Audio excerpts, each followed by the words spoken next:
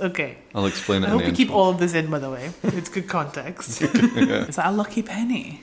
Do you have a lucky penny for when you record episodes? No, I was using it to Where'd it loosen come from? the fitting on the All right. That would have been a nicer story if you just pulled out a penny. What kind of person do you think I am? Doctor, doctor, give me the news. I got a bad case of loving you. Hello and welcome to I Hate Doctor Who, the 675th best Doctor Who podcast in the UK. My name is Richie, and if you're new to this podcast, like my guest here, if you're new to this podcast, basically the format is that I take people who don't watch Doctor Who, I find an ideal episode for them, make them watch it, and then we discuss it. So today I am joined by Leah Silverlock. You can say hello. Oh, hi. I thought there was more of a More bit. background. There I know, more it was of a fun. bit to come. I know, I could say your name and everyone would be like, who's that? I know, what a magical name. Who is she? It is a good name. It is a good name. There's a whole fantasy series, a very, very, very, very famous fantasy series that I don't know the full context of, which, dear listener, will happen a lot during this episode. I don't know the full context of it, but there's like a really very famous fantasy series where I think like the wizard or the druid or something is called Silverlock, and it's like a whole fantasy series about. Is there a connection? Are you about to tell us there's a connection, or is it just... No, there's no connection.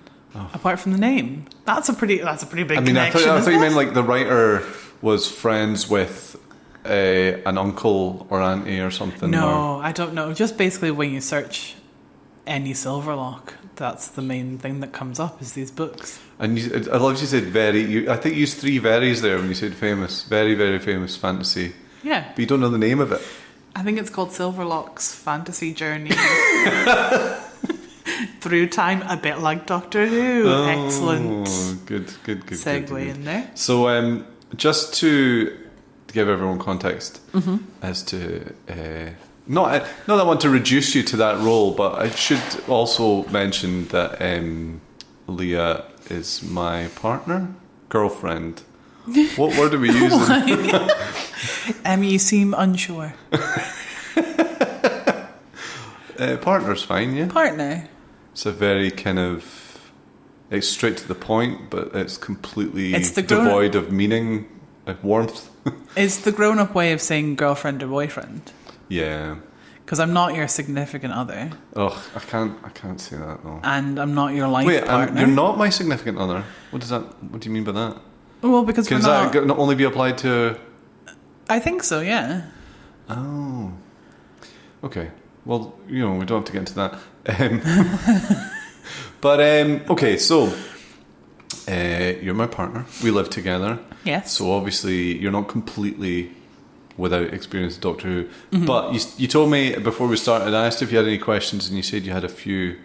What are your questions? My questions are, what is the format of this podcast? Okay. Well, I explained that bit, so that's fine. You did explain that.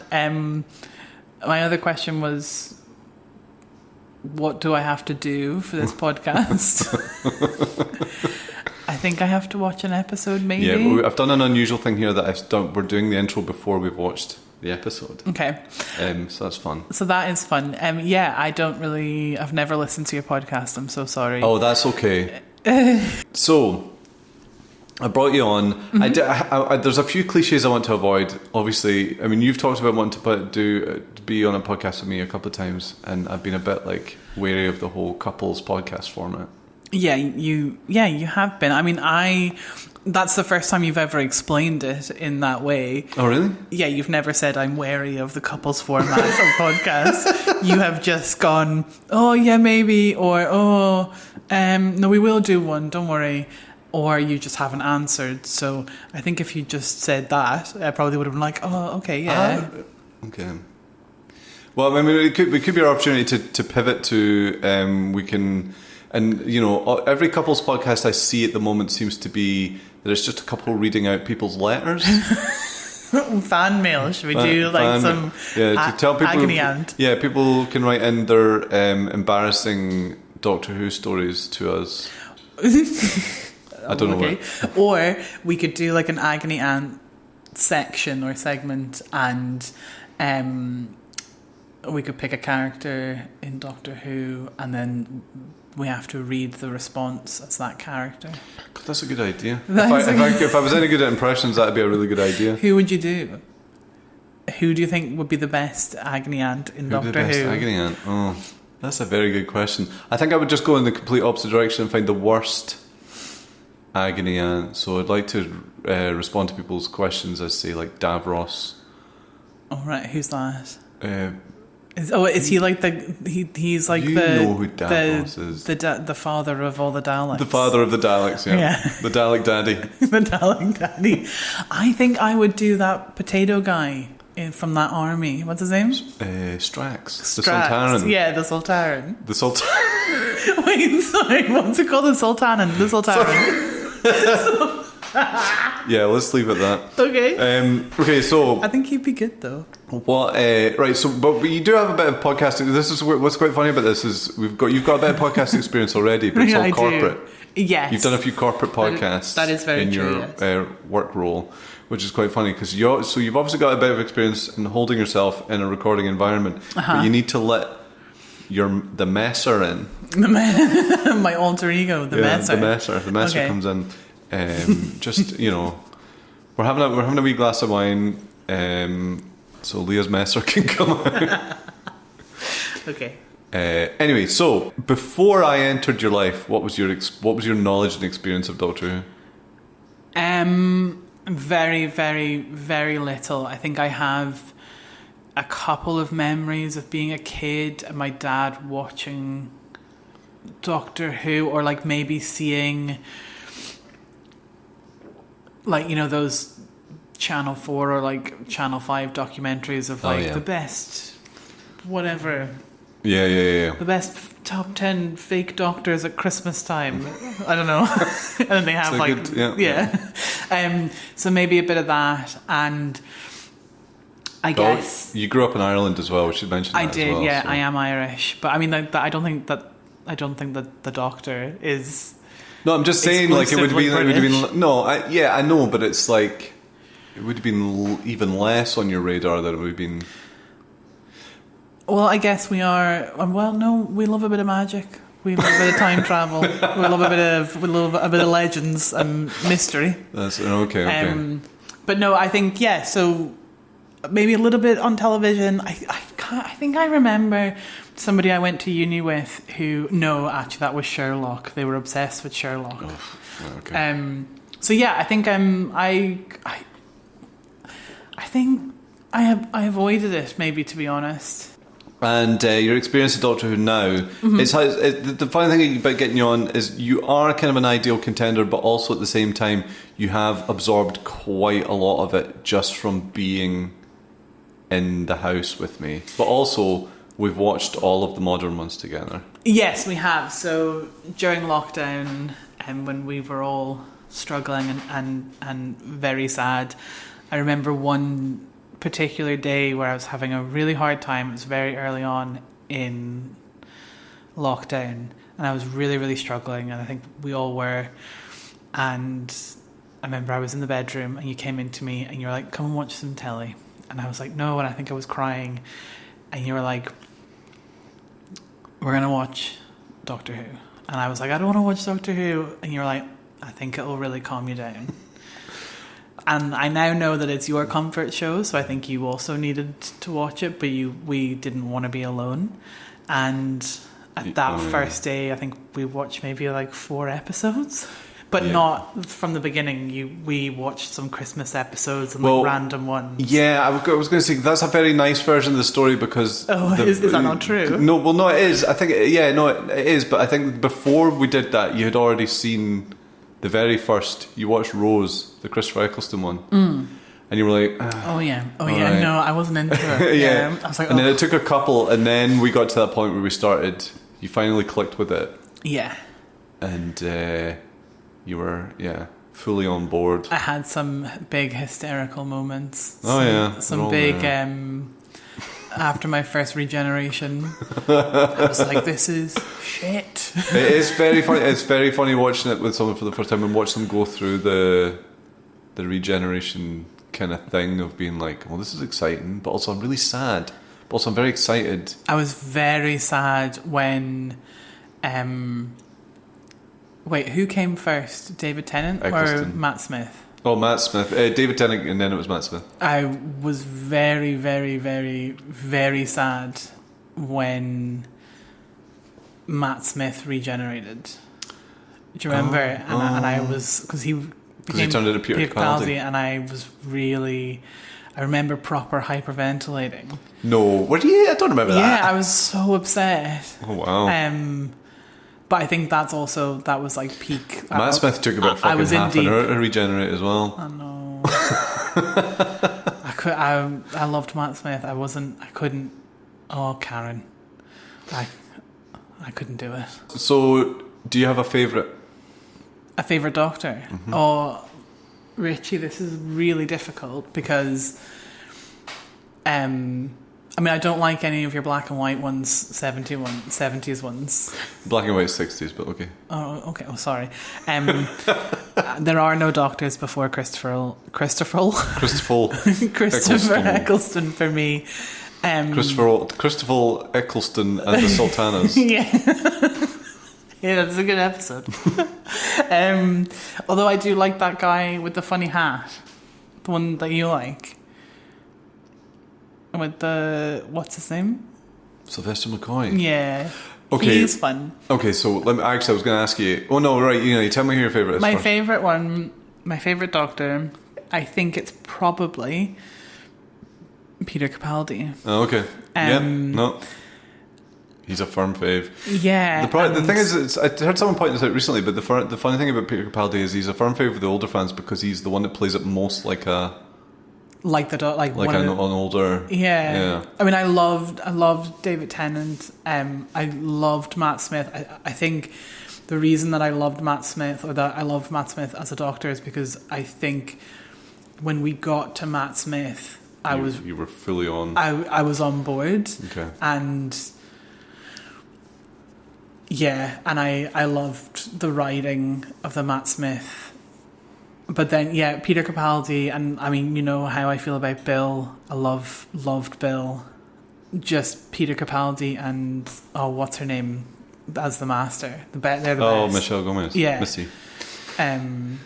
Cool. Yeah, and also I like Jodie. I like them all for different reasons, I think, which is quite hard. Right. Okay. Another quiz for you. What can you tell me about the old doc? Like, just you don't have to give me facts about them, but who do you remember? Oh, well, I remember the episode with David Tennant when he met his wife. So I. No. I mean, no, I'm getting. Oh, sorry. Okay, sorry. Excuse me. Oh, sorry. Please. Sorry. So I know her dad. Or I know him. He. I can't hear that. He does all he's getting some good mileage out of being the doctor. He does all the audio stuff, doesn't he? Yeah. From a wee cupboard in his house. Yeah. He does. Yeah. And he had celery, a leak. Celery? No, you're right. And when he was in trouble, it turned a different colour. Was that right? Or when he was something, it turned a different colour? Christ, well done, yeah. And I only know that because I saw a TikTok about David answering a question on that recently. I see. Okay, good. Okay, no, that's fine. And Sylvester McCoy, like the crisps? Like the crisps. He's quite small. He's quite short. Yeah. I know you love him. Mm-hmm. There's the old guy that died recently. He was a doctor. Old guy that died recently? Or he's dead. There's a few dead ones. Nobody's died recently. Okay. The old guy doesn't cover it, but that's fine. The one that kind of reminds me of my dad. With his big brown curly hair, and he ended up getting married to one of the companions. Tom Baker, yeah, he really reminds me of my dad. Okay. He's got the same vibe. Got about the same energy, okay. Yeah. Is that you? Is that okay? Cool. Yeah, I don't know. Anyway, one of them was very old, and he didn't want to be the doctor. I think like the first Is that one. what you said? You said we were talking about this. You were like, I don't want to watch one of the scary doctors. The scary, yeah. I think it's the first one. He was just really. He's just a bit terrifying. I think. That's because you don't have. He's. Okay, fair enough. Very grumpy. And we did watch one episode, or I think I walked in. No, I was and watching it, and you were pottering. Where they land on some sort of planet, and he's just ordering what's her name about. I'm like, fuck. Okay. Oh, and there is another. Sorry. There's. She's not a doctor, but she's a Time Lord, and she was a companion, and she also has two hearts. Yeah. Romana. Well done. Yes. God, that was really patronising. Well done. Well done. Isn't that good, isn't it?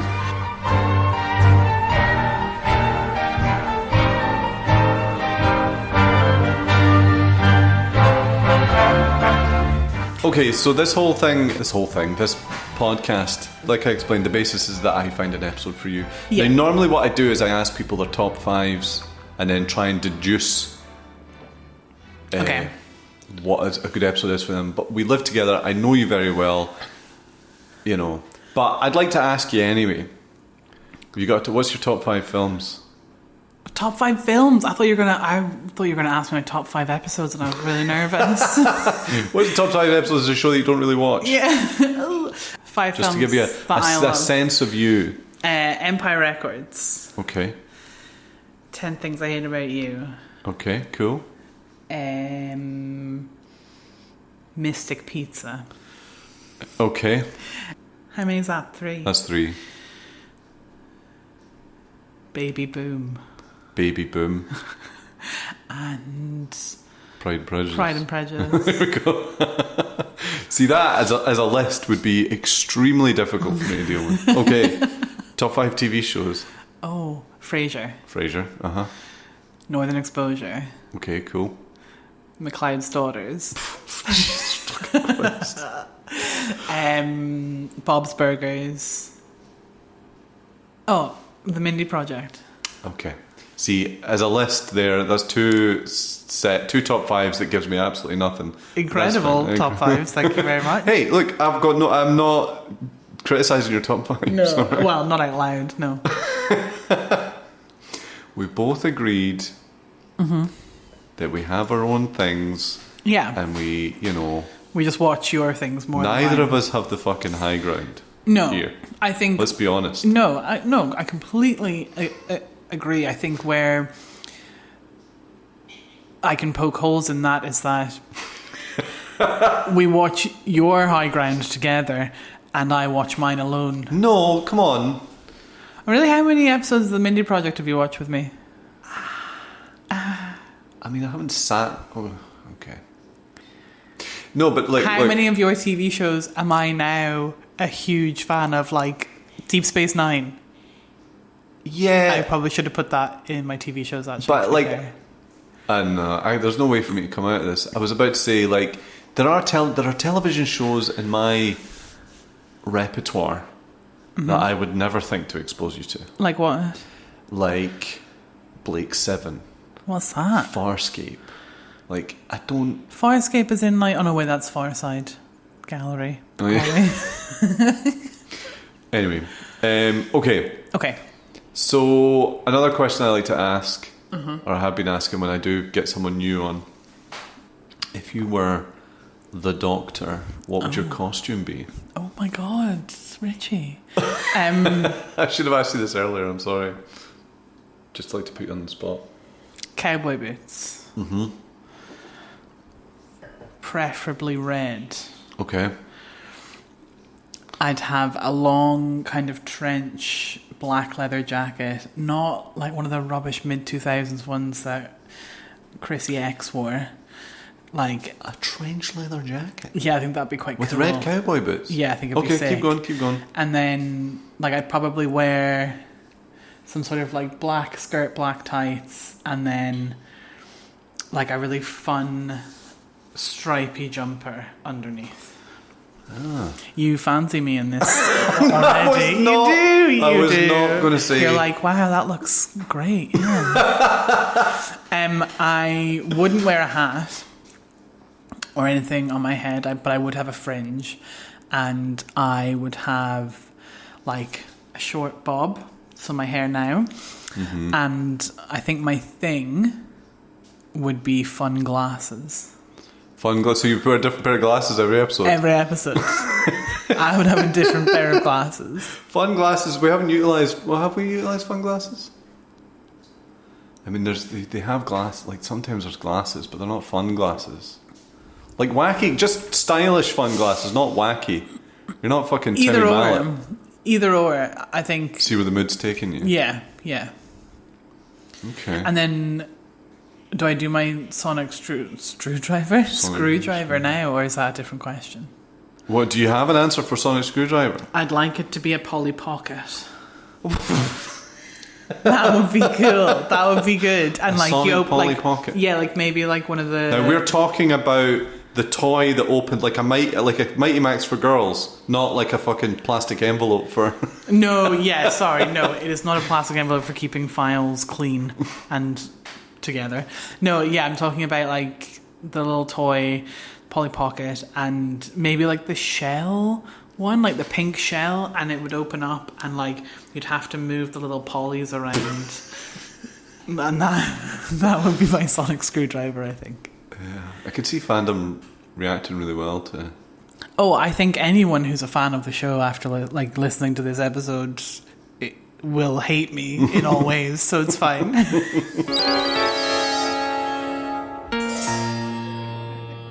What's quite funny is I know you like a good romantic story. I know you like a bit of romance.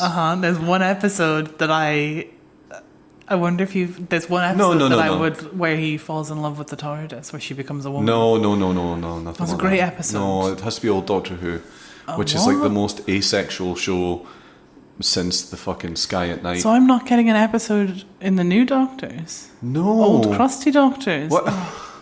Come on now. Okay. I'm not going to give you an episode you've seen before, am I? That's very true. Okay.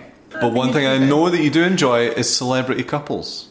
I do enjoy. Also, I sound like a real vapid loser. No, you're not. No, you don't. But I do enjoy celebrity couples. Yes. You do. You enjoy. You think it's nice when you watch them on screen together. You're like, that's nice. When we find out that they're a couple, I love that. Yeah, you I think do it's love really that. nice.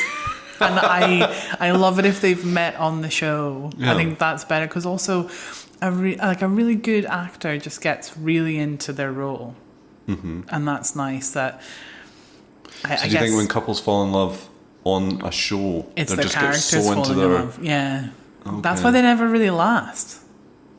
Brad and Angelina didn't last. Oh, they had kids, but didn't last. Ryan Gosling and Rachel McAdams from The Notebook, the greatest love story of all time. What about Kurt Russell and Goldie Hawn? Yeah, they lasted. Yeah, exactly. Yeah. Some of them last. David Tennant and Georgia Moffat. Well, they didn't fall in love on the show. No, but that's how they met.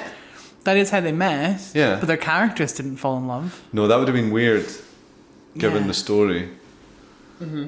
Anyway, so I've chosen a story called City of Death, which is the second story in season 17. It's a Fourth Doctor story. So I chose well because that was Tom Baker. Okay, right. And it was on, the air dates are 29th of September to the 20th of October 1979. The day before my birthday. Holy shit. I mean, I wasn't born in 1979. You weren't born in 1979, no. Yeah, City of Death. But the reason I've chosen it, I mean, apart from I've chosen it because it's great. But secondly, I've chosen it because it's a very kind of light-hearted, fun story, and it kind of has not echoes. That's not the word.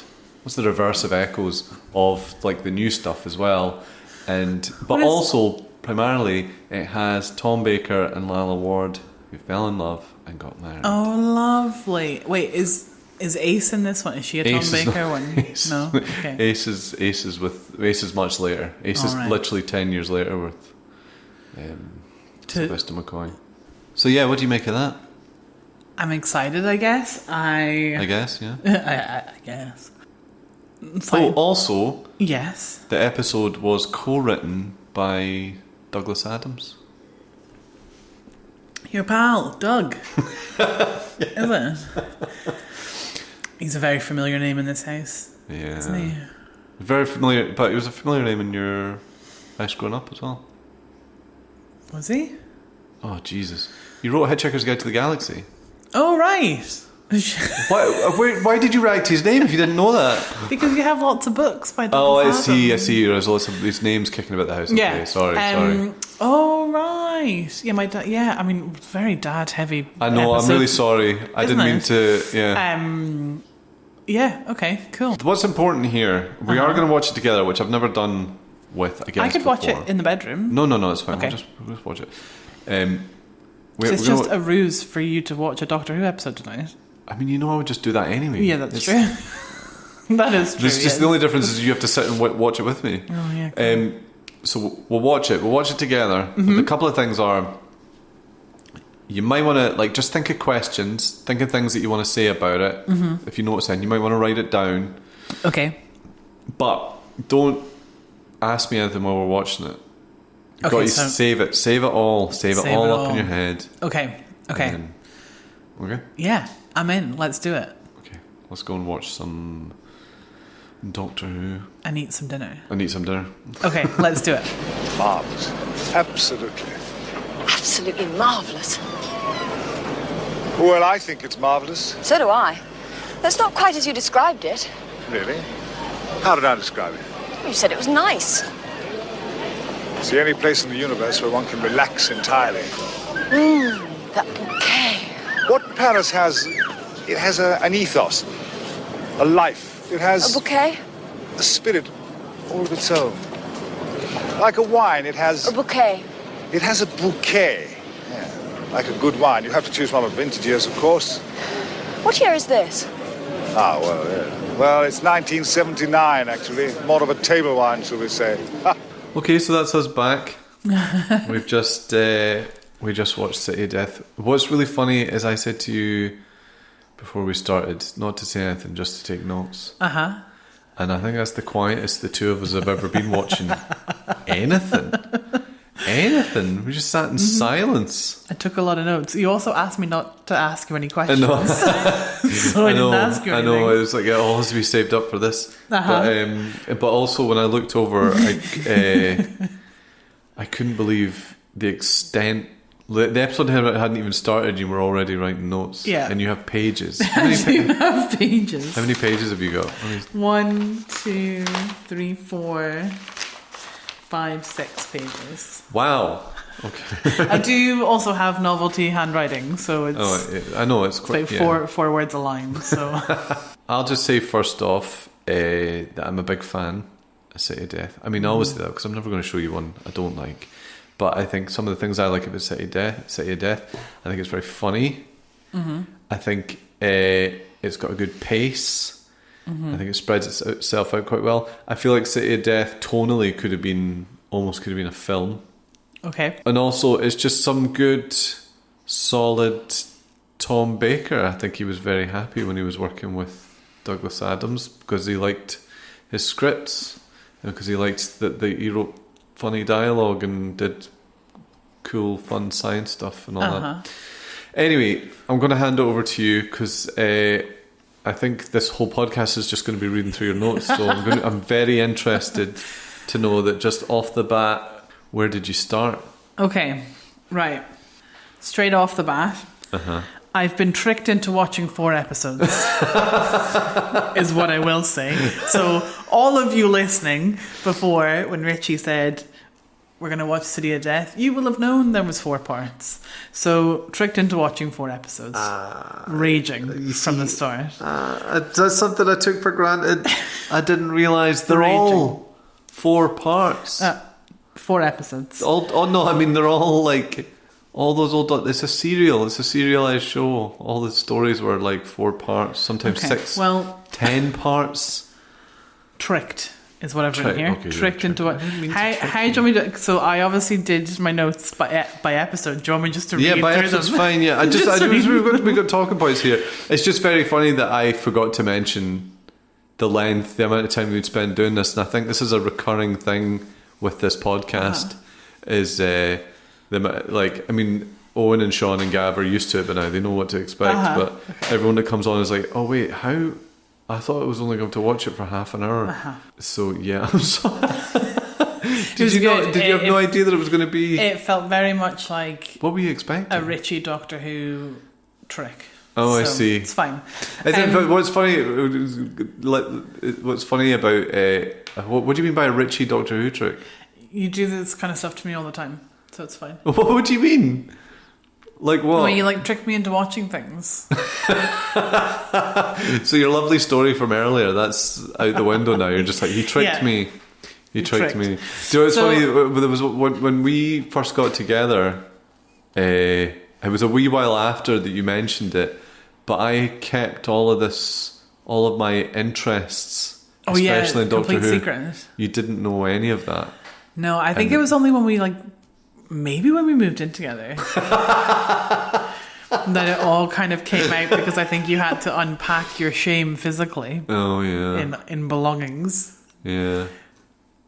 What, and then you started to notice? Yeah, and then I started to see it. No, but it's very nice. I enjoy the passion. Anyway, let me get back to my notes. Okay, right? okay. I'm going to give you a little synopsis. Okay. I'm going to pick out some things that I've written down, and then we can get into the serious bits. Okay. Right. I've been tricked into watching 4 episodes. Why do all the aliens have human hands and BBC accents? They say the word marvellous a lot in the first 10 minutes. Why? You can tell straight away that they're going to get divorced. He's annoyed by her. No, we can go through the talking points and then stop and talk about them. You want to do them on big bunches and then we talk about them? I would like to do big bunches so you can see where my brain was at in each episode. Okay. Why is she dressed like a schoolgirl? Is Tom Baker hot? No. Quite a lot of Del Trotter cars in Paris. They clearly had no permission for filming in Paris. Everyone's annoyed. Why is the science guy Russian/Italian and not French? Feels weird. What, that one guy, Hammond, looks a bit like Richie when he's older. The butler? Yeah. Mm-hmm. Are we just going to end episode 1 here? We're going to talk about all of these? No, this is episode 1. Is this the original Groundhog Day? That was the bit where they were doing the time flashy bits. But this is only up to that point, okay. Is she from Gallifrey? Because I didn't know that it was Romana. Oh, I see. Right, okay. I thought Romana was the other one. The one that's like a bit ethereal looking in different episodes. Well, this is Romana 2. Oh, It's right. post-regeneration Romana. Oh, so she gets a wee regen. So how... Mm-hmm. Where is she now? She'll be dead. All right. Presumably. She's not been back anyway. Well, that's quite sad. His scarf is not practical. It's quite annoying, actually, and he's annoyed by it. Do you want to know the lore behind the supposed story? I mean, it might be, but all these Doctor Who stories need to be taken with a pinch of salt. But the story with the scarf apparently was that the costume person or somebody picked up a load of wool and dropped it off at like someone who makes scarves. I don't know. I can't give you the specifics of the story. Someone's nan. And just said, "Can you make us like a nice patterned scarf that we can put on Doctor Who?" And she used all of the wool, which is why the scarf is like 16 feet long. I think it is about 16 feet long. A creative is only as good as its brief. There you go. There you go. Right, next. A very bad Mona Lisa replica. They are not at the Louvre. I've been there. They don't have school chairs at the Louvre.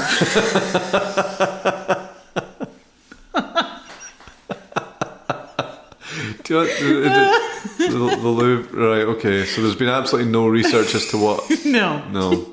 I'm quite busy taking notes. I don't really know what's happening. Is this the only episode ever to not be shot in Wales? No, that's only the new one. Okay. Level 5 civilization Tell me more about these levels and what they mean. That's an actual question. Tell me more about level Just 5. we are level civilization. 5. That's just a thing I think it's one of those throwaway lines. But it does get referenced again in the new ones that we're a level 5 Okay. civilization. But it doesn't. You would assume that it's a reference to a point in our development. Okay. The extras are very French. I wish. Oh, you mean the two guys that are in the cafe? In the cafe. The one that's practically stopped short of having onions hanging around his. Isn't that ridiculous? They were both very French as well, in the sense that they were just staring. Yeah, yes. They were not pleased. I know the French love a good stare. I wish we still used cigarette holders. They're very refined. Oh yeah. Blusher works very hard in the 70s. I reckon cigarette holders could make if cigarettes could make a comeback, then cigarette holders would come back with Maybe we'll get like hyper extended vapes them. Jesus. that look A like big cigarettes long at the vape. end. Looks like a magic wand. Yeah. Are cigarette holders, off topic, are they just to stop your fingers from smelling? I guess so, yeah. Because you And wouldn't have everything had, else. but you also Your cigarette just stays really miles away from your face, so you don't. but you wouldn't have had filters back then as well, so it would have stopped like your lips burning. It would have stopped your fingers burning. Oh. So because the cigarette holder there's like a little short one, a little white one. Well, not white, but there's like a little short one for men that you hold like in your fingers and that, and then a long one for women. I really considered how ridiculous cigarette holders were. I know. So we're just miles away from a woman's face. She's still breathing in the smoke, so she still reeks. Yeah, but she's just not. But her fingers don't smell of tobacco. Yeah, and her lips aren't getting burned, and there's no filter. So No, I know, but you said that they had the men had a small one. Yeah, but it was still acted like a filter. So yeah, I don't. Yeah, I'm it's more asking you, refined. and I'm sorry to put you on the spot like that, because obviously you don't know too much about. You know a bit, but you're not like. I've not got an expert in cigarette paraphernalia. No. Sorry. Scarleone like Don Carleone. I think it's pre. Well, it'll be pre Godfather the film anyway. The bracelet keeps changing. At first, it was a full circle, then it changed to a half circle, then it changed back to a full circle. I thought that. That was annoying. But no, it can't be, because they wouldn't have made two props. Maybe it broke, because like first it was like a full circle, then it became a cuff, and then it went back to a full circle. Oh, yeah. I've written here again, no, Tom Baker's not hot. He's got a very kind of 70s uncle vibe. Yeah. Herman and the Countess are definitely having some sort of affair. Oh, and then I wrote, oh my god, Carlos is an alien. Okay, so that's episode 1. That's episode 1. Yeah. Good thoughts, actually. There's a lot. There's a lot of points there that I've forgotten them all. Actually, do you want to pick up on some few and then we can go? Yeah. Should we pick up on how hard blusher works in the 70s? No, it's really carrying the whole show. I mean, none of them are really serious points, though, are they, Richie? No, they're just worth talking about. The one thing that I always say whenever we watch a Doctor Who is, why don't they invest in alien hands? It really bothers me. It's the same in Star Trek. Not that we're talking about Star Trek, but no, it's like nobody can be bothered to think of a different hand. I mean, sometimes they do. Maybe they'll stick a bit of hair on the back of the hand, or they'll paint the back of the hand. Yeah, but they still have fingers. They have to use their hands. Like, you got to be practical as well. Like, they can't be leaving paint everywhere that they... That is true. But, I mean, generally, overall, just to jump back and forth, overall, didn't like it. Really? Yeah, I was quite bored. Oh. Felt a bit like the Thomas Crown affair. But just with an alien and Doctor Who. You just didn't enjoy it? Was there nothing about it that you enjoyed? No. I mean, I didn't hate it, but... It just wasn't for you. It just didn't feel exciting. It was too long. Yeah, I mean, that's a fair... I think, one of the problems with classic Doctor Who, especially the way that we all watch it now, and I've said this before many, many times, it shouldn't really be watched like a film. And so you have like a week to forget. Yeah, it's more just like pace yourself, and it's like I mean, I know obviously we can sit and watch multiple episodes of a TV show now and it's not a problem. Yeah. But like this, we're talking about 1970s like BBC programming, and it's like, you know, it was not only was it not considered you would watch it again, like watch them all in a row, you probably would never watch it again in your life. That is very true. Yeah. And I guess there was a lot of like thrills, like, well, I guess we haven't met Duggan yet, but there was a lot of like running through traffic. We're in Paris. Oh, There's you know, Louvre, the one thing I'll give you blah, blah, actually, blah. one thing I'll give you about, like, I love this episode, I love it, but one thing I hate about when Doctor Who goes on location, old Doctor Who goes on location, and I think, well, I know that this script was written in a hurry. Mm-hmm. How do you know this? Just, I know it from the history of the show. Just The inside scoop. The inside scoop, yeah, from the behind the scenes stuff. Basically, it was written by one writer, and then they had to do a rewrite, and Douglas Adams was the script editor, and him and the producer, Graham Williams, like rattled the guy out. that we watched the documentary about, yeah. They rattled out like a new version so that they could film it in Paris, basically.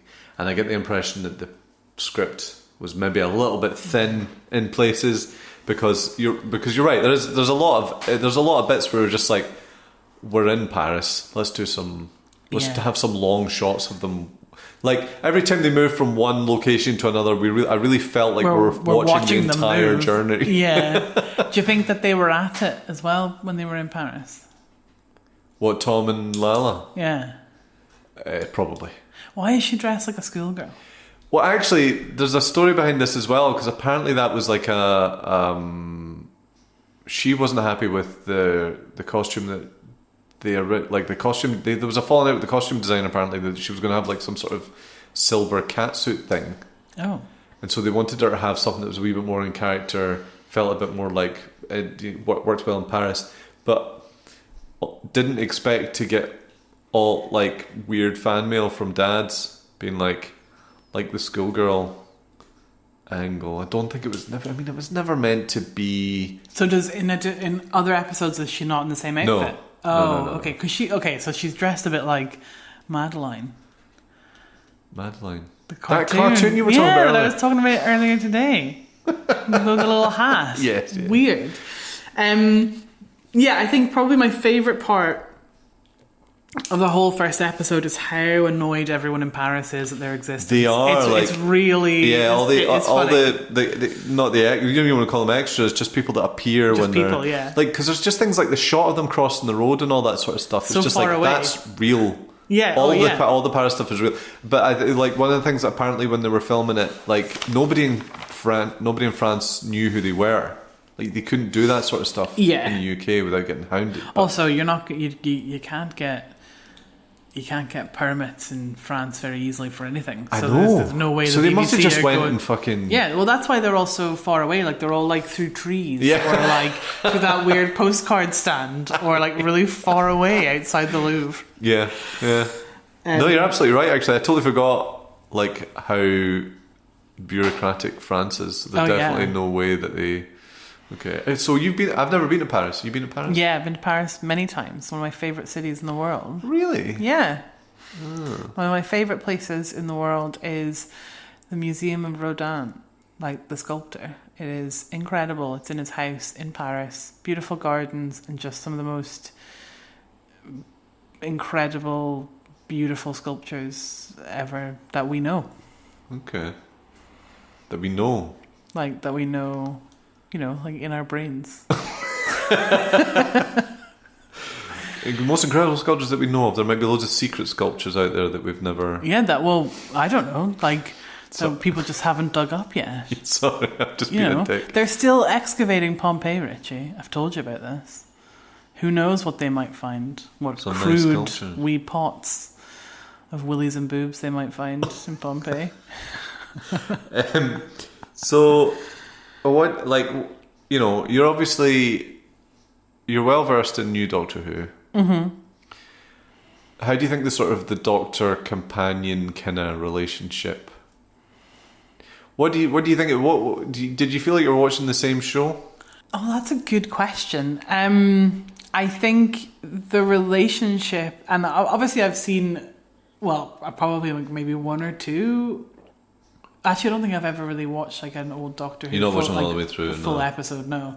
I think the relationship between the Doctor and his companions that I've noticed in the old episodes and in this episode too is that of like a parent and child.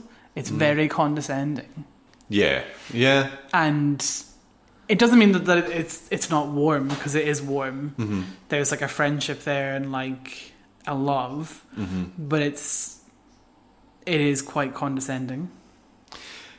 Yeah, I mean, I guess, I mean, I don't know if I would use the word condescending because it's a bit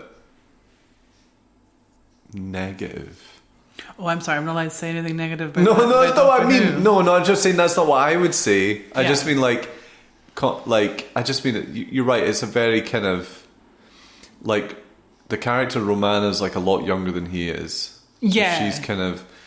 So she's kind of, but it is funny that Romana's meant to be kind of almost closer to being his equal than say the other ones are in terms of intellect. So it's kind of, well, what I quite like about Romana is that they still have the kind of naive character who you can do all the exposition through, but she's coming at it from a different angle. She's is alien, but she's Yeah. inexperienced. Yeah. But she's intelligent, but she doesn't have the worldly experience. So he can still do all the. Why doesn't she have that worldly experience? Where does she come from? She's from Gallifrey. I know, but why is she there? Why is she his companion? So she was. Oh, how do I explain this? There was a whole season about them trying to find this key to time thing, and that's how she ended up there. Is she a key? Like in No, Buffy? she's not. No, she's not a key. Alright. No, nothing like that.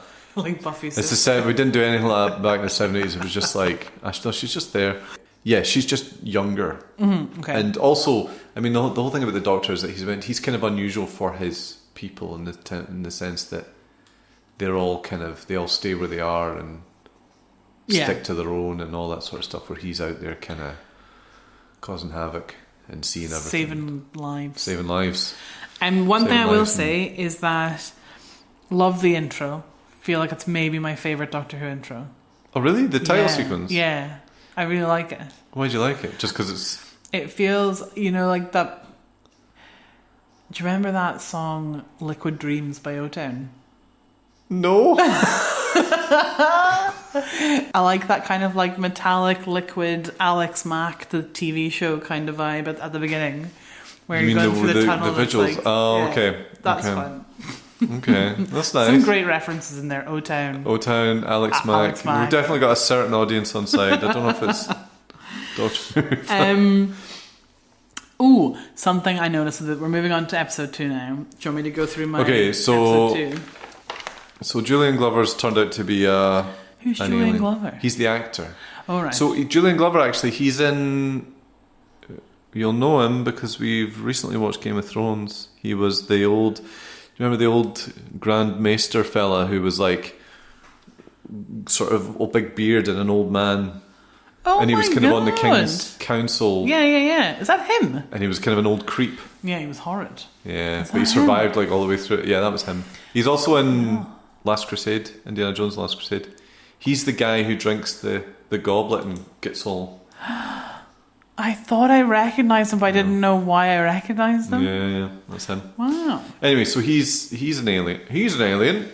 Alien. Alien. You'll see him, you go, that's an alien. I did write down Carlos is an alien. Yeah. So, correct. Okay, episode 2. I like the intro, maybe my best one. Okay. This is an interesting tidbit. Mm-hmm. You know the doors that they keep focusing in on with the screaming face? Oh, yeah. They're in the Da Vinci Code Really? when they're in Paris, yeah. God, this is good. This is good shit. This is good, isn't it? This is good. Shit. And Wait, then what are they in the Da Vinci Code? they're just in the They're Da just Vinci doors. Code. Yeah. They're just famous doors in Paris. Oh, because you know what's really funny about those doors is like there's something, and I maybe only know this from just like my life of just wandering about places trying to get shots of things. Mm-hmm. But like clearly, I don't know if I can imagine a camera crew wandering about going, that door there, well, we just pretend that's the baddie's house. Because they never open it. I don't think they open They it. do go through it once. Oh, they do, right, sorry. They maybe chapped in the door and went, Can we get a shot? Let us in, will you? It's obviously it's a BBC programme, and I'm sure there's layers and layers of people doing lots and lots of jobs, but in my head it's just a small group of people walking about going, do you mind if we film outside your house? Do you mind if we just Do you mind? get... Can we just... Shh, we'll be 2 minutes. And the person in the house is like, what's this for? Where? Bonjour, where? You're no getting away with filming their front door without fucking spending an hour in the house drinking 3 glasses of wine and looking at pictures of their family. Yeah, that'd be great. That'd be absolutely great. And the same doors as the Da Vinci Code, and then I wrote in brackets with Tom Hanks in case there was Da another Vinci one. Code, Leonardo da Vinci. Gee, It's all coming together. It's all coming together, isn't it? And then I wrote, oh, she's Romana. And then the next one is, does Tom Baker have a drinking problem? Why is there only water on set? They're in France and everyone's drinking water. The water thing was weird. It was weird. Because initially they make I was a thing like, out of it they as must, well. maybe somebody went at some point, it's a kid's show, we can't have them drinking wine. But then next scene, someone's smoking cigarettes. Yeah. And then he goes to the house, he's like, I'll pour myself a drink. Yeah. But why? But then he doesn't pour himself a drink. But then they drink wine later on. So I don't know why they're all drinking glasses of Weird. water. Maybe it's just one of the, I think there's a lot of kookiness in this episode, a very kooky story, and maybe that's one of those things that probably seemed kooky in the writing process. I don't know. But and to answer your first question, he probably does. I think he probably did have a drinking problem. Yeah. I mean, everybody Allegedly, did back then. in case anyone's listening. Allegedly. I think the Count and Countess are cash poor. There's no lamps, only big lights. So they've not got enough money for bulbs. No lamps, just studio lighting. Yeah, just studio lighting, but hundreds of lamps, just no bulbs. So there's no lamps turned on. So Wow. that'll tell you something. I don't know what, but it'll tell you something. Duggan is the true hero. You can just tell it's his first scene. So I already knew. No, he's he in was episode 1. Is he? Oh, he's chasing them. Yeah. Yeah, where he's he in has the episode gun 1. in his back and... Well, he is. I mean, you can tell. But it's very... Duggan is such a great character. He's a good character. And it's kind of... I think it's funny because I feel like Duggan's quite... I'm amazed he's not had... Actually, I don't know this for sure. He probably has had several Big Finish fucking box sets at this point. Duggan's one of those characters you just remember. He's had one story and he endures because he's just... But it's funny. I think what's funny is Duggan's obviously... They've obviously been we need some action. We need someone who hits folk. I don't know. And then... But he also needs to be very polite British BBC. But it's very funny because the way that everyone reacts to him... he's over the top. Yeah. His action thing is over the top and he's kind of... But also he's constantly in the state of what is going on? He's very stressed. He's very stressed. He's very stressed. stressed. But he's such a brilliant character. And again, I keep coming back to this, but this episode to me is genuine, properly funny. It's it's borders on being a good comedy for me. Maybe not you. No, for me, I there's did, a lot. There's just a lot of the script is so full of just big laughs. I did laugh at the end, or not at the end, but I think it's episode 3, maybe 4, where they're in the lab and he sees him as whatever the Jareth or whatever. The Jareth. He sees him as the old Jared. And then he goes, "Ooh, very pretty." That was good. I did laugh at that. So getting back to my notes, this is a serious business. Sorry. Should we buy an old chateau in France and do it up? Genuine question. If somebody wants to fund that, I'm up for it. Where is I'll the make TARDIS? a video about it. Oh yeah, you can make a video about it. Where is the TARDIS? Because we hadn't seen it yet. So this is real time questions. Because we hadn't seen it, so I didn't know where it was. I mean, again, that's the funny thing about old Doctor Who is sometimes you just never saw the TARDIS, or they'd come out of it. And then I've written an observation under that. The TARDIS doesn't feel like a character, or it doesn't feel alive. not like the new Doctor where the TARDIS is alive and feels like a character. I would Feels say more like a vessel. I mean, yeah, I mean that's what it was though. You don't think it's alive? She literally comes alive, Richie, and they fall in love in an episode. And it's what's her name that you love? Who? Is it not Keely Hawes? No, it's not Keely Hawes. That other one who's kind of like Keely Hawes. Who does... No, I can't remember the name of the woman who plays the TARDIS, but she, when that episode was on, the words Helena Bonham Carter was trending on Twitter. No, absolutely not. Absolutely not. They were? I remember it. No. I tell you what, she definitely has lots of lamps. She's not a big light person. What? Helena. Helena? Yeah, 100%. Well, hold on, let's talk about the TARDIS Okay. a second. It's interesting that you've got a very new show view of the TARDIS, but I guess he was always talking to it, so that's where that comes from. But no, like, yeah, the TARDIS, it's funny that the TARDIS gets used, but you don't really get to see it. And also, K9 was in the show at this point, but he's not in this episode because budgetary reasons, because couldn't take him to Paris. But also, basically, but he has that line when he goes into the TARDIS, he's like, "Hello, K9." Isn't it fun to think that at this point in time they would have flown to Paris probably on like a very old 70s Air France plane that was quite small, and everyone would have been smoking. There would have been like no seatbelts. It would have just been like just having a good time. They all would have been reading the paper, listening to French music and smoking cigarettes. Everyone's having a good Air time France. except anyone that doesn't smoke, or Yeah, a but child. everyone smoked Every and child in the fucking plane's like, I don't think kids could go on planes back then.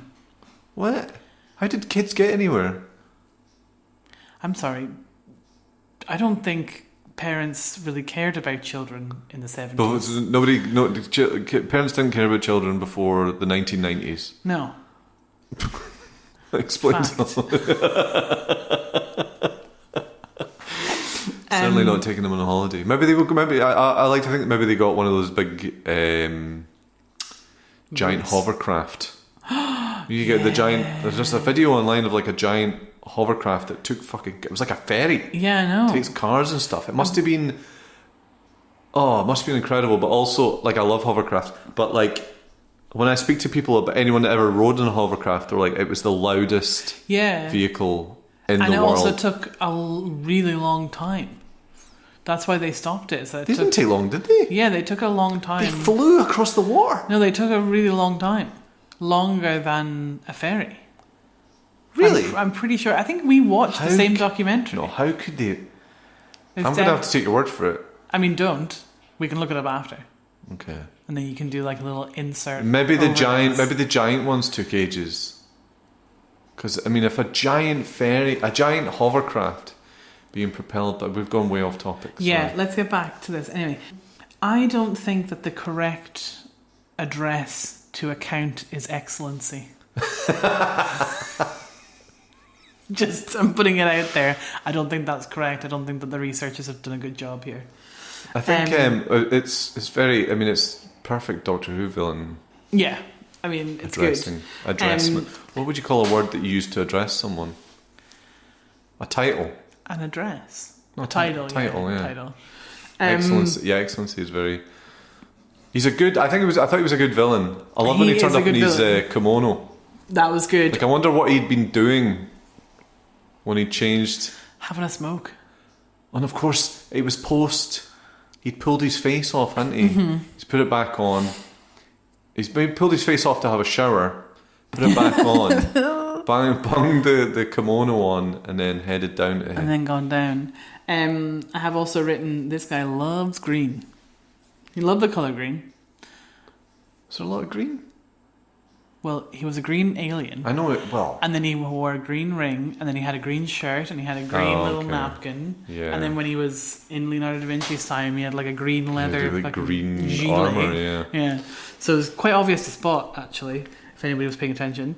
And then I wrote, oh, no, he's Russian, not Italian. I think that's about the scientist.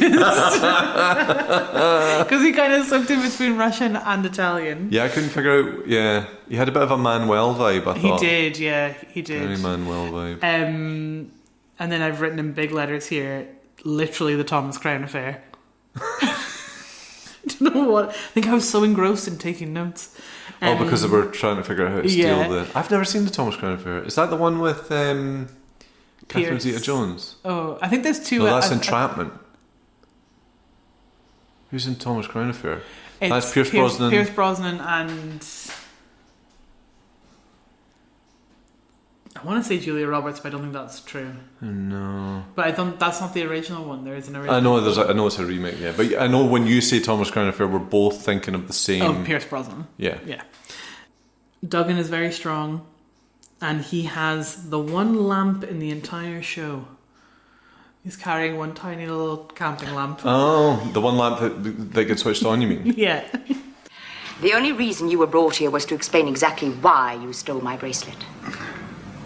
Ah, well, that's my job. You see, I'm a thief. This is Romanus, he's my accomplice. And this is Duggan. He's a detective who's been kind enough to catch me. That's his job. You see, our two lines of work dovetail beautifully.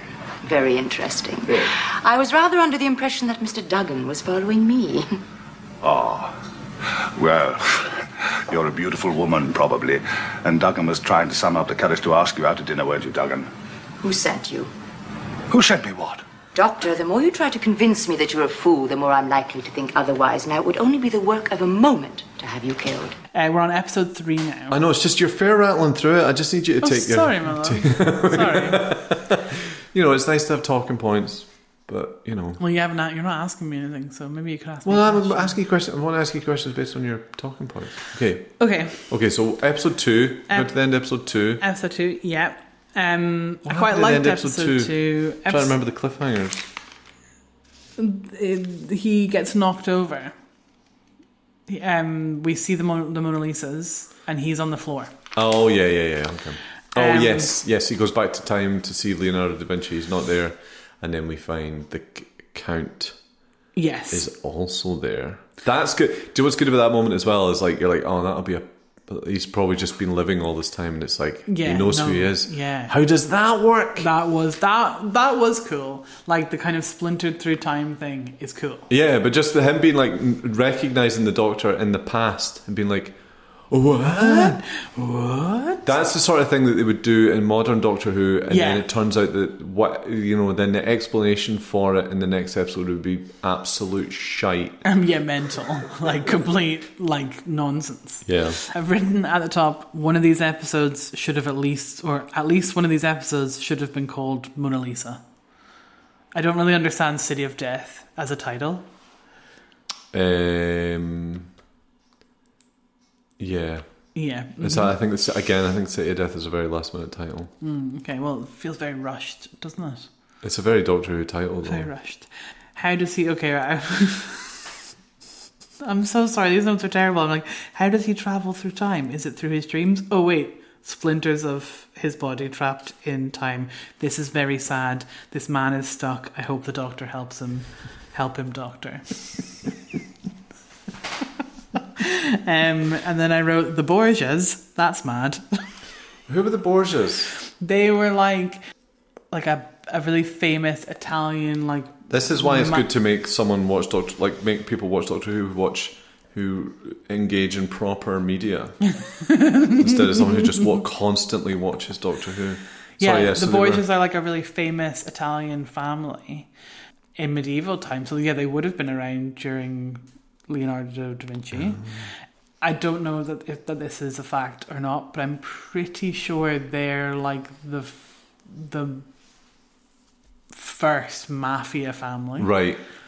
I was going to say they kind of like the mafia. But they're like royalty. Like they are like... They're like a really famous family, basically. But they were bad bastards. Big bad bastards. There's a TV show. I think Sky did a TV show. Oh, is it? Oh, wait. Is it like... like fucking...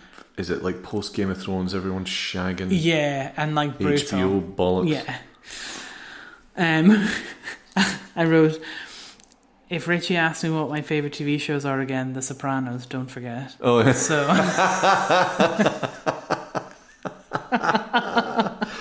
course. Tom Baker is not an action hero. This much is clear. The punch. He's not an action hero. The I know, punch, he didn't even hit him. I know, it's very BBC kind of like, and then, you know. Yeah. Every time Doctor Who tries to do violence, it's really awkward. Very, It's very awkward. But like, I think the other thing that makes it awkward as well, though, is that they don't, like, nothing gets dubbed in. There's no live sound effects. Yeah. So it's just a silent. A silent punt. Yeah, no, you're absolutely right. That was a funny What I one. would've- Because when he distracts him with the camera, he pulls out the camera and takes the Polaroid of him, which is a very funny gag. It is good. Because yeah. when he pulls out the photo, it's great. But I was like, leading up to it, I was like, oh, he does the flash and he must like, while he's rubbing his eyes, he runs away, but that's not how it happens. No, he waits to distract with the photo, then he punches him in the face. Very weird. Do you know what I would have liked to have seen more of? Like what I thought was really interesting, and it kind of, I don't know if it piqued my interest because this is just the kind of stuff that I like. But and I wrote a note here and I was like, oh, so this guy is essentially God a la pharaohs, kings. Like he is like the creator of lots of things across time. And that would have been a really cool thing to explore more rather than just seeing a very crude montage of him in different costumes. Yeah. That's interesting. You know, I never thought about that because he is like, he did create life on the planet. Yeah. And then he seeded himself in all these different cultures. Yeah. Yeah, you're absolutely right. That would have been that really is fun. probably, I mean, this is not even just with Doctor Who, just in science fiction television in general. But like, you're right, these ideas get touched on so often and then they get lost in the delivery. Like you've seen it happen in Star Trek a million times as well. But that's, I'd never even considered that before, but that's a great observation. But it's a great, like, you're right, it probably was an idea that just didn't. It feels like a real missed opportunity. Like if you'd got to that point at the end of episode 1, you could have had like 3 really great episodes throughout time. Yeah, but I then mean, it would have been very not aligned to the BBC budget. I know, of the it's mad 70s. to me that they even go back to the Da Vinci and have a whole Da Vinci set that only gets used for a bit. But no, you're right. I mean, the funny thing is it's like it was written by the script editor and the producer, and you can tell even like during the writing process, any producer would be like, nope, Nah, we're not doing no. that. Yeah. No more sets. Can we do this in one set, please? Can we get somebody in the art studio to just make fake papyrus and draw a wee alien head on some papyrus? Get some of those tea bags on, get tea stained. Get that done. Oh, the old tea tea aging stain of and the then like the bag. burn. Oh, we're it's doing great. that. So that would have been really cool. And then also it would have been, and again, this probably isn't very 70s BBC, but it would have been really cool to see him throughout time in like different races, not just being like the same white guy. Yeah. Even though he is splintered in time, it would have made more sense that he was splintered in Different cultures, versions and different people. and cultures. Yeah. Yeah, no, that's. I mean, again, yeah, it's just old telly, and it's not good. But like, you're right. If it was now, they might have done something like that. Hopefully, by using different actors. Yeah, not just blackface. No, I think if it had been if it was like a film or a modern episode or something, you're right. I think it would have shown him running in different. Yeah. But then sometimes as well, like one of the things that I like about old Doctor Who as well, and its limitations, is it does have to strip it down into a very like, it's a story about these characters at this time. Yeah, there's nothing else to it. And it's funny, it's that like, you get a lot in old sci-fi as well. As in Star Trek, it's like something big is happening off screen, and it's just characters going, that's happening right now. I mean, there's not really a lot of that in this, but yeah. Like they clearly couldn't stretch to have a Leonardo da Vinci no one in the extra. cast. Let's get some old man with some paint. Oh, also, does he wear different badges for different episodes? Because I like that his badge was He wears it different seasons. he had like a palette with some paint tubes. I don't know if he wears it for different episodes. Ooh. Holes in my knowledge. I know, how embarrassing for you. But no, he doesn't wear that all the time. I know that. Okay. So, but it would be good if that was for that story. Yeah. You're right. Yeah, I mean, I liked episode 3. It was good. I feel like they dumped a lot of truth out in episode 3. We kind of... As you're starting to move, it's like, okay, it all we kind of need came to, out. Yeah, we need to start explaining why everything's happening. Yeah. And I mean, it definitely... This all could have been 1 episode. Or 2 episodes max. not a 25-minute episode, surely.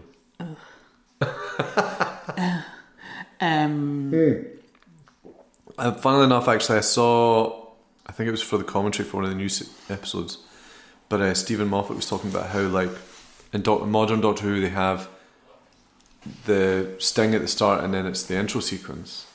Mm-hmm. Like, it's like, we have a wee scene at the start and then boom, intro sequence, off we go.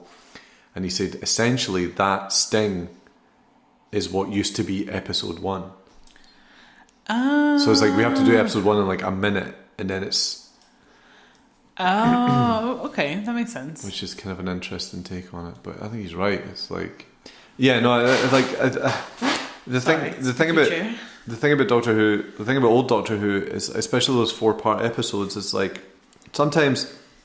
I mean, the format of the show was the format of the show, and it's not like a film where everything gets to be whatever length it needs to be. It's like, it always has to be this length, and it has to be this many episodes. And also, the writers are like hammering out these episodes as well. Yeah. Where did... Sorry, just to completely interrupt your thought with my own more important thought. Where did Duggan come from? Who was he? Is he like a private investigator? Like what? Like Duggan. Where does the character Duggan come from? You mean in the story? In the story, yeah. So I think he was like he was watching them in the loop. He was basically trying to prevent. He was watching out for a possible robbery of the Mona Lisa. Oh right, okay. And it then would he have got been embroiled, fun to and he have thought more that's what, Duggan. because obviously we had quite a lot of Duggan. I know, but more of his story, like maybe like a bit where Duggan goes back to his hotel room in Paris, and he's just, he's having a wee shower, he's washing off, he's washing off the heavy lift of the day, he's having a glass of wine. If we could just inject more of like the slow movement of the bear into old Doctor Who, where there's like a little episode about Duggan, that would be fun. Right. If you're going to do 4 episodes, you might as well. I can absolutely guarantee you that there's a Duggan spin-off somewhere in the world. It's either audio or it's a comic. Like, there's not a corner of Doctor Who that hasn't been mined for... Oh, that's good. If anybody listening knows of the Duggan spin-off, please share it with Richie. But not you. Not me. Well... You want me to listen or read it and then give you the highlights? Tell you what happened to Duggan, but you don't want to... Nah, I don't want to do it. I wrote one note here that says, poor professor. I know. That was sad. He didn't need to die. He was going to... Like, just from the outset, it's like, this guy's going to die. Do you know what would have been a better death? Or like a better thing? Was like if someone had just bricked him back up into where the Mona Lisas were. No. What do you mean? What, like break him up and just left him to die? Yeah. Because then someone would be able to break him out. Yeah. No, it has to be the machine. You see the machine, and if you're a child watching it, you're like, I want to see a person. They did that with a chicken. We saw a chicken. We saw what it did to a chicken. I want to see what it does to a human man. Also, at one point of the chicken sequence, I am positive that one of the skeletons was a swan. It did have a very long neck. Very, very long neck. I'm like, are their spines that long? I don't know. I don't think so. It probably wasn't, in the same way that wasn't the Louvre, it probably wasn't a real skeleton. It wasn't the Louvre, was it? But yeah, I mean, episode 3 was maybe the best. It was not the best one. I kind of started to get bored by the end of episode 3, where I was Right. like, okay, this could wrap up now. Yeah. Like, we know what's going to happen. Speaking of episode 4, why did the Countess need to die? You know, like, why kill her? Well, she was always going to die. Why? That's awful. She could have just lived in that life with Listen, all of the wealth. He was going to kill everyone. Yeah, so why? She was why just leave there her? as a useful person in his life, and then, but he, like, it just shows. It's kind of, it kind of reinforces how awful a person he was, and it reinforces that he had no feelings for her whatsoever, and that he was using her. But and what better way to display that than fucking just offing But her? he did have some sort of feeling, because he wouldn't have killed her if he didn't feel something for her, because indifference means that he feels nothing, and the indifference would have been, well, everyone's going to die, she's nothing, she doesn't mean anything to me. But also she was pointing a gun at him. Yeah, well, we both know she was in love with him. She wasn't going to fire that gun. He doesn't know that.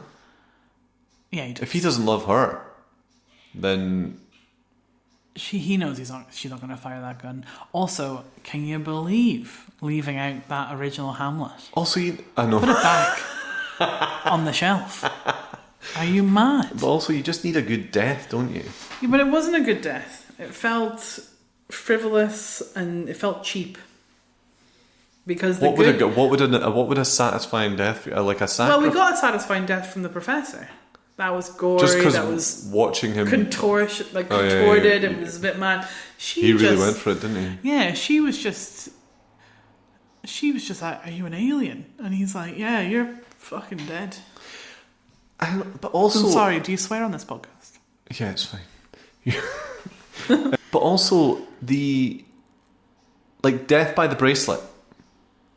I'm coming in with the defences here. Death by the bracelet is also shows you that he had he was ready to do it at any point. Yeah, it was premeditated, wasn't it? I just don't think that her death was interesting. I don't think it added anything to it.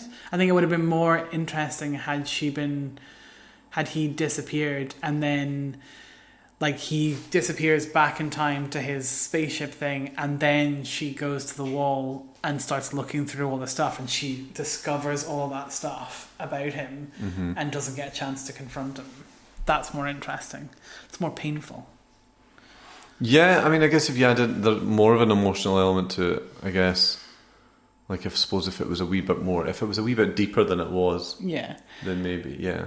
I feel like Yeah, I hear what you're saying. no matter what I say, you're just going to be like, yeah, well, but no. Yeah, but you know what? It's great. So, Actually, you want to leave your criticisms at the door, actually. you know what? It's of its time, and actually, you don't understand. So, that's the vibe I'm getting Listen, from you. I don't expect you to understand, but you know, it's how they did things back then, you know. I know. It's very nice. I'm not doing that. I don't want to be that guy. You don't want to be him, but you are. Oh no. Right, episode 4. My true face was shown to the world when I invited my girlfriend onto my Doctor Who podcast. You're wrong! You're wrong! Stop it! And you're like, this is how he is every night. I know, this is it. This is the real Richard Morgan that nobody gets to see apart from me. The tantrums, the stubbornness. Every time I suggested that maybe a 40-year-old episode of Doctor Who could have been a little bit better. Yeah, or that it might have been a touch sexist. That's it. Dead in the water. No! Right, let's do my notes for episode 4, and then we'll talk about it as a whole. Okay. Okay. Just as a 4-part episode. That's sure, yep. I like that. This is good. I like that Romana's big scientific break in all 4 episodes. I know exactly what you're about to say. Wait. I know exactly what you're about to say. Is her unscrewing a plug. What? I know, it cuts to she's decided to help with this very complicated piece of science equipment, and it cuts to her and she's literally opening unscrewing a plug. literal plug. She's in France as well. I know, it's not even a European plug. It's a fucking It's a 3-pin UK plug. The UK plug. Oh god. And then all of my notes are just Maybe the UK plugs seem really complicated in France. I mean, 3 Richie, pins. we know that they're not in France. I know. We know that they were in Paris for maybe a day, shooting on one street, Yeah, running around, running around. Seeing how many probably cutaways running you get. from the police, going, "You can't film here." You can't film. The gendarme. The gendarme. The gendarme are after them. Generally quite boring. Could have been 2 episodes. And then I wrote in all caps, John Cleese. It's quite boring. Quite boring. This is because it's the first 90 minutes of television you've watched that you've not been able to look at your phone. Scaroth is unhinged. Are we all actually made from sludge? Yeah, it's the primordial soup. That's mad. Yeah. And That's then the on the BBC's charters of charter of what is it? Inform, entertain, and educate. all right. So you're getting all 3 of those, and you find out where life comes from. Yeah. You had some funny japes, some There action. was some japes, yeah. Wow, okay. And then the last note that I have is, very topical AI art.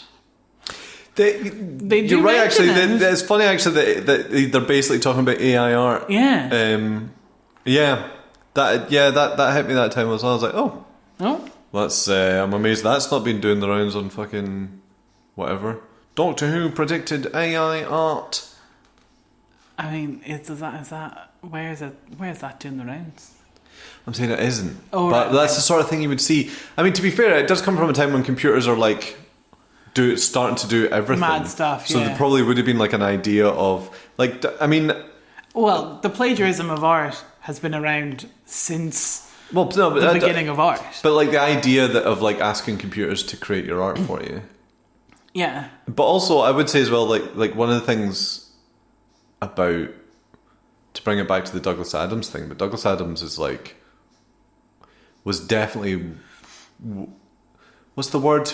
He could see the potential in technology Yeah. in terms of like seeing what we'll probably end up using it for and all that sort of stuff. It's like, I think, so that could have been one of his lines. We don't know, but I think that's interesting actually, because when you pair it with that stuff, like Hitchhiker's Guide to the Galaxy, I've said this about Hitchhiker's Guide to the Galaxy before, but I think it's becoming harder. It'll probably get harder and harder to make an adaptation, a modern adaptation of Hitchhiker's Guide to the Galaxy, because the technology in it, the whole thing is kind of based around is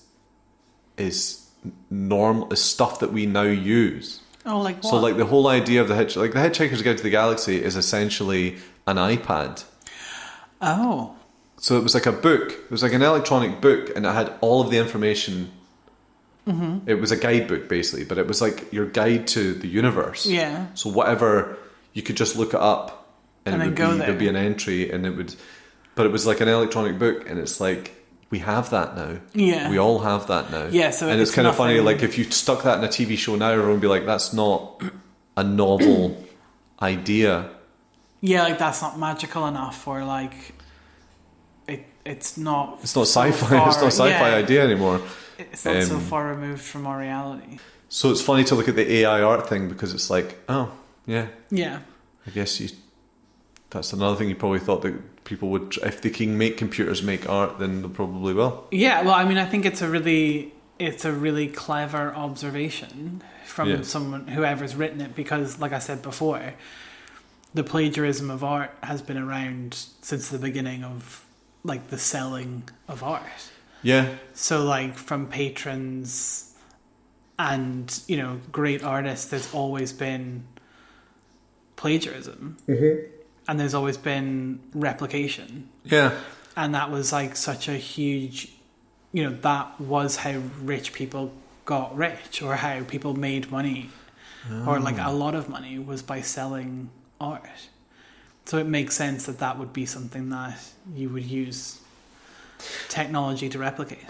Yeah, and also, but there's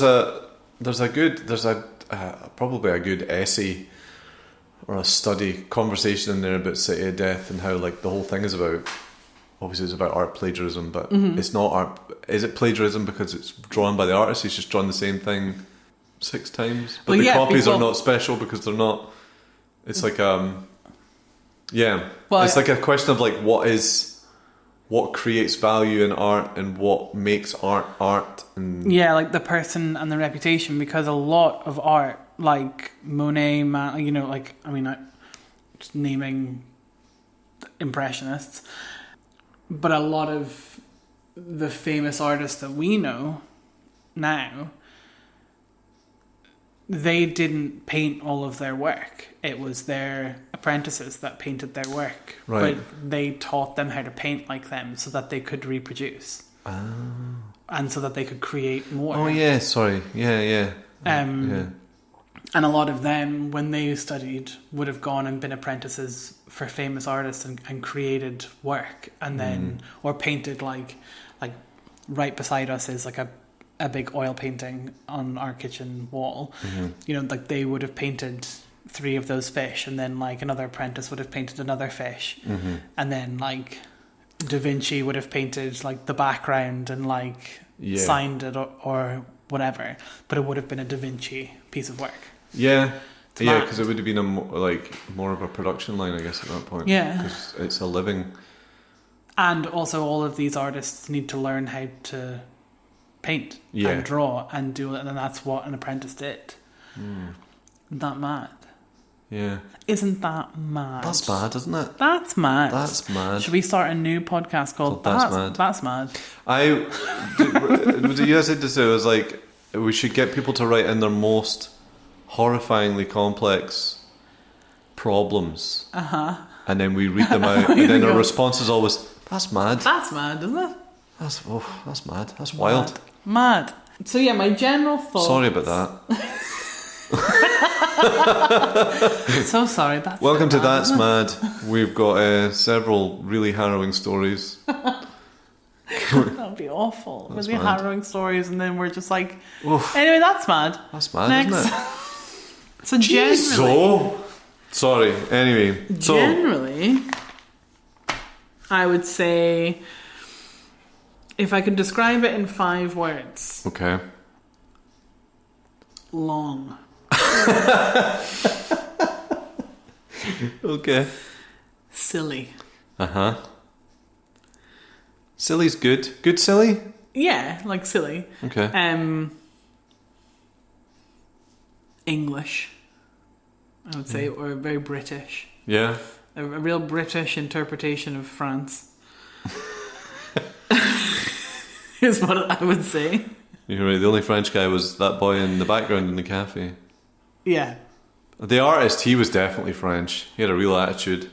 Which artist?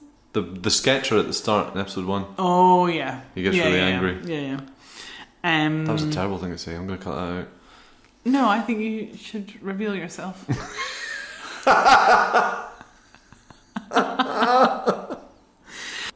Lacking. Lacking? Yeah. Lacking in what? I think you just we've already identified some really fun missed opportunities, like more story that they could have had. I know, but criticising a show for not doing storylines that you'd like to see. Well, what is criticism then? If No, I think criticism... Okay, sorry. No, keep going. You're Also, right. I should just listen to you. I'm sorry. No, that's okay. Don't I'm be being sorry. I'm being defensive. I would like to say, yes, that every time I bring up something, you are very defensive about it. Okay. Because I'm saying lacking because throughout this, when I've been bringing it up, you're like, well, it was the 70s. They were in a rush. That's not what I mean. They had a writer and he didn't do a good job, so Douglas Adams and the producer stepped in and blah, blah, blah. It's like, Richie... Literally, they missed an incredible opportunity to go through actual time as this person is the creator of the world. I know, it's very funny me saying all this as well, and you'd be like, well, why the fuck are you making me watch it in 2024 Yeah. on a Saturday night? Yeah. That would be a fair response. But no, that's not what I mean. I'm not trying to make excuses. I'm just like, ugh, I don't know what I'm being like. You're right, I'm just being a dick. And then my fifth, and it's actually 2 words, so 5 and 6, would be Good Doctor. Yeah. I mean, there's a reason he's like the one. The iconic one, yeah. He was great. Like, I really liked him as a doctor. I like that he's got like his like kind of madness, like fiery madness is I think what all the good modern doctors have. Yeah. With it, he's got like a grumpy. He's fun, But he's also kind of grumpy. Yeah. Like he's seen it all before. yeah. There's always a sense. I always feel with Tom Baker, he's moving. The people around him aren't moving as a character. The people around him aren't moving fast enough. Yeah. And he keeps getting frustrated, and that's where his grumpiness comes from. But also, all the stuff I really enjoy, like how, like, there's that very Doctor Who thing of like acting the clown, but always being, He's always watching. always on the ball, but acting like, you know, disarming everyone by being a bit. Disarming is a good word for it. I think Peter Capaldi is very like that. Yeah. He's very good at, or like just what you were saying about how everyone around him is not moving quick enough. But Yeah. you definitely get that from Capaldi. Yeah, Which Matt, is why Matt Smith was good at that as well, because Matt Smith had that sort of gangly, like, ooh, I'm very silly, and then suddenly he's like, I'm a scary man. Which Doctor is the first Doctor to have? Okay, here's a test for you. Okay. About my Doctor Who-ness. What, for me, Your Doctor Who-ness. which is like nothing. Graham Who-ness. What for me is the scariest thing of all time? What for you? Yeah. That I cannot watch. Oh, the Weeping Angels. Oh, I can't handle them. They're the most terrifying thing ever. The Weeping Angels are great. They literally were in my nightmares. They're Really? so, yeah, they are the most terrifying thing ever. Like, because everyone blinks. You have to close your eyes. Yeah. Ugh. It's the no move. It's the moving but not moving. Yeah. Yeah, no, it's good. Who's the first, like, when do they first appear? David Tennant.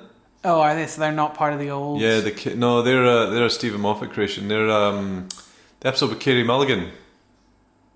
Blink. Oh, yeah. And then they get a couple episodes with Matt Smith. Oh, where they go through the thing. The wall. The time rip. Oh yeah. With the spaceship. Yeah, so no, they're a new one. How would you describe the episode we just watched, the 4 episodes, correction, that we just watched in 5 words? 5 words. Yeah. Okay.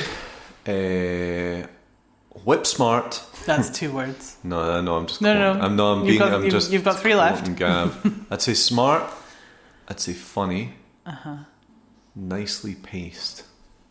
Nicely paced. Okay. And iconic. Okay. Interesting. What about it is iconic? I think it's got some of the best lines. Name one. A big one is I love your butler. What was it? Your butler's so wonderful. I love your butler. He's so violent. Yeah, okay, that was good. Do you know what, for me... And I love the one as well when he pulls out the gun and Duggan picks up the chair. That was good. And he shouts at him. And he's like, Duggan, I can't remember the name of the chair. A Louis Carteau's, like, 14 in French? Carteau's. I don't know. But it's... Do you know what I didn't like about it, right? That there Also, it's wasn't... Dr. Romana up the Eiffel Tower. And... yeah, it was just great. It wasn't enough laser. Why were all the guns like guns from the 70s? Why didn't they have laser guns? Because it was set in 1979. Yeah, but everyone's from space. Like, why? Everyone's from a different technology. Lasers Why was are there no lasers? boring. There wasn't a lot of technology. Especially like lasers in old TV programs. You haven't experienced lasers in TV programs. It's like a crap red line appears on the screen like for a second. Why did you want me to watch that episode? I chose that episode. I thought you would like it. I was wrong. I didn't hate it. I just would have liked it to be shorter. Well, okay, let's be honest here. If you were coming in blind to Doctor Who, I would have shown you a new one. Okay, which new one would you But have shown me? I can't show you any new ones. I probably would have showed you something like, I don't know, Silence in the Library or something. That's one of my favourite episodes. That's a you good go. episode. So I probably would have shown you that one. But Or any episode with the Ood. I love that. I know you love the Ood, yeah. Or like the empty child, the one with the gas mask kid. That was a scary one for you. That was a scary Yeah, that's one. I scary didn't one. like that. Was scary. No, That I was very showed scary. you this one because while no Doctor Who really has any sort of romance in it, I thought there's a hint of romance. There's something slightly romantic about this one. What? It's just nice. It's fun. Everyone's having a good time. Is that what romance is to you? No, I don't mean romance like people fancying each other romance. I mean the romance of the moment and Of like the story. yeah. Yeah, I mean, look, I didn't hate it. I think if I had never seen Doctor Who before at all, that wouldn't have won me over. Okay. I think I would have wanted something a bit more spacey. Oh, interesting. So what like? What do you mean by spacey? Like there A was wee bit one more sci-fi. Yeah, like there was one episode that I think you watched quite recently, or maybe a couple months ago, that I walked in on, and it's like that mad guy with a big face, and it was like a Phantom of the Opera mask thing. Oh, the Pirate Planet. That was mad. That was so fun. That was fun. God, do you know what's funny about the Pirate Planet? That was also written by Douglas Adams. Oh wow, okay. And Because I remember walking into the room and going, "Oh, what are you watching?" then it made you laugh. Yeah, and then I came back in and you were still watching it, and I was like, "This is funny." Actually, Well, it is. I mean, it is funny. I think I chose it as well because it does, like the dialogue and stuff is a bit more modern Doctor Who, just in terms of Yeah. it being a bit more, like having a bit more fun with it. Yeah. So God knows how fans were reacting to it at the time, because obviously the season after this one, it's like we're not laughing anymore. The jokes We're done. are done. It's like How hard many- sci-fi. Not hard sci-fi, but you know what I mean. How many seasons was he the Doctor?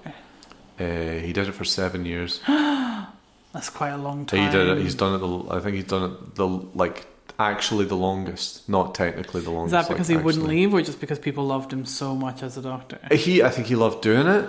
Yeah. I think people loved him doing it. He is like we said before. He is like, if they want to make a Doctor Who reference on That's American who I TV, think about as exactly. Doctor Who, yeah. Like he is the one. He's like, you know, he's you know, Tom Baker turns up in The Simpsons, or when he, you know, not actually Tom Baker, like they'll draw on Doctor Who Yeah. and it'll be Tom Baker and stuff like that. So he's the scarf, it's the big coat, everything. Yeah.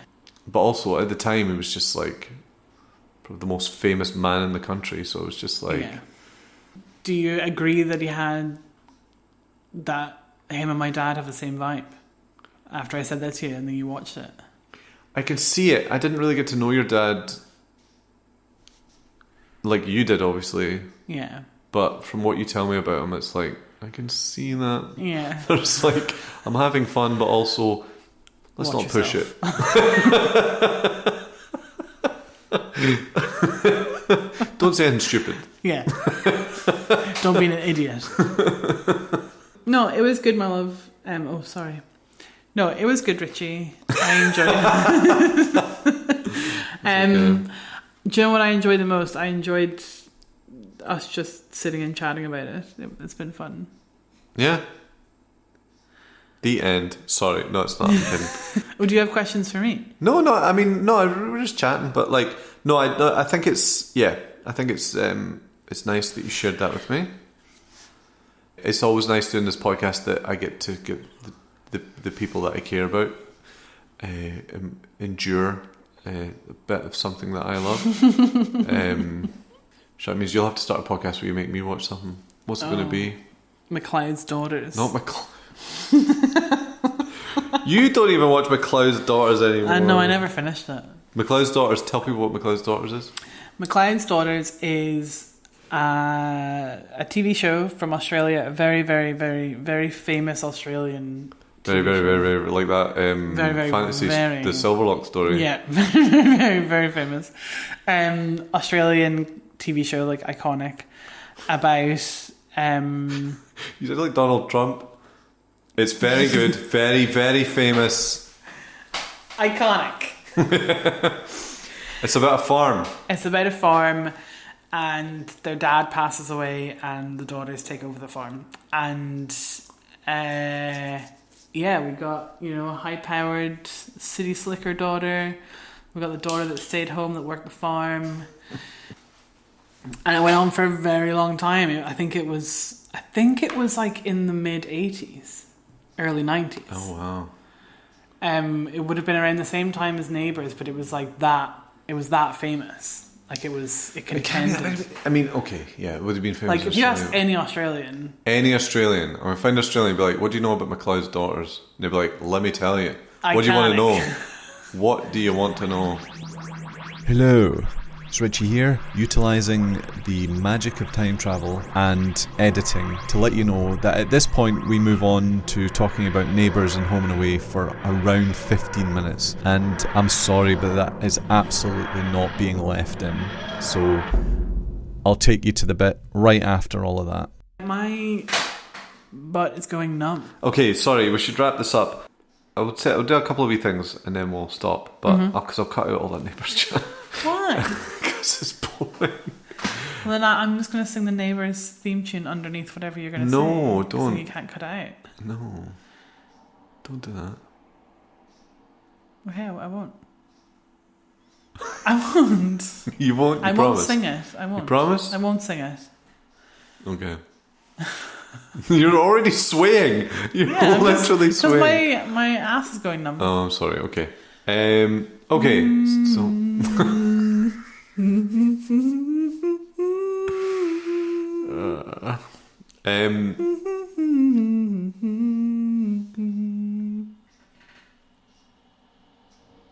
You done? So the chances are, it seems to me like you're probably not. We're not going to be watching a lot of classic Doctor Who together. No, I mean, if it hasn't happened in the last 5 years, it's not going to happen now. Okay. Is it? But that's fine. Yeah, That's that is a me fine. thing. It's a thing I get to do by myself. Yeah, and you love it. You love watching it by yourself. It's fine. Yeah. What's it like? What's it like going out with a Doctor Who fan? It's a real pitch to the single ladies of the audience. They're like, I should seek out. Actually, I should probably. It's good. It's nice. I think what I really like about it the most is that, and I've said this to you before, I think it's really cool that there's so much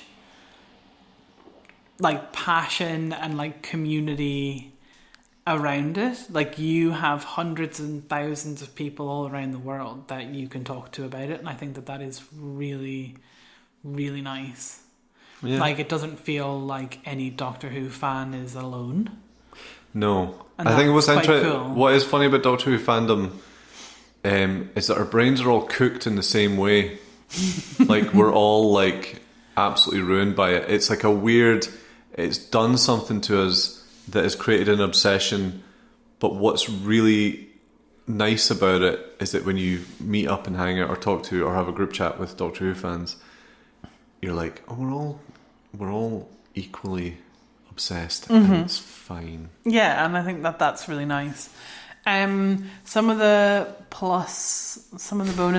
The bonuses, okay. Hit me. Being with a Doctor Who fan, I have got to discover Doctor Who, which is quite cool. That's it.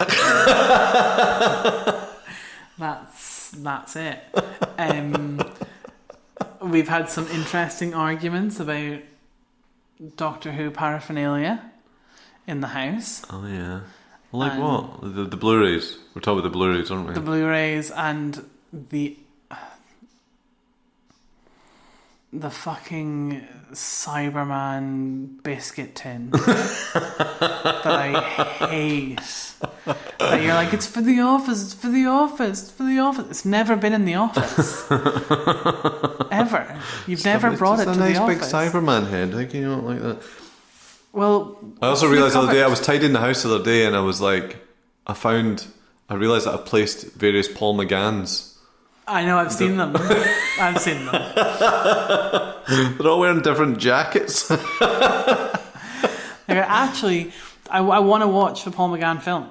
Have we not watched it? No, we've never watched it. That's insane, because actually, that would have, I mean, I already gave it to Danny, but that would have been perfect, because it's so 90s telly. Yeah. It's so 90s telly. I probably would have loved it. You would have loved it. And yeah, I mean, ladies, gentlemen, others, just every Doctor Who fan is unique in their own way. So embrace them and love them as best you can. On that note, thank you very much for listening. Do you think you'll have me back? Sure. No. Why not? I'm sorry. If you have ever been not you and you... That is the ultimate Richie Morgan lie. When you go, sure. Is it? 100%, because also you don't make eye contact. Oh, I see. Sure. Yes. Ask me again. Would you have me back? Yes. On your Doctor Who podcast? Yes. Talking about Doctor Who? Yes. Doing the same level of note-taking? Absolutely. The note-taking was good. It means I didn't have to take any notes. We just went for it. You just created the entire structure for the podcast. Yeah. Well... Nobody else takes notes like that. Someone had to, didn't they? Huh? You were taking notes as I was shoving an ice lolly into my mouth. Well, thanks very much for having me. It's been a pleasure. Thanks for coming. Thanks for coming to my house. You're welcome. Let's go watch telly. Yeah. Bye, everyone. Bye, everyone. Thanks for having me. Everybody needs good neighbors with a little understanding. You can find the perfect blend. Neighbors should be there for one another. That's when good neighbors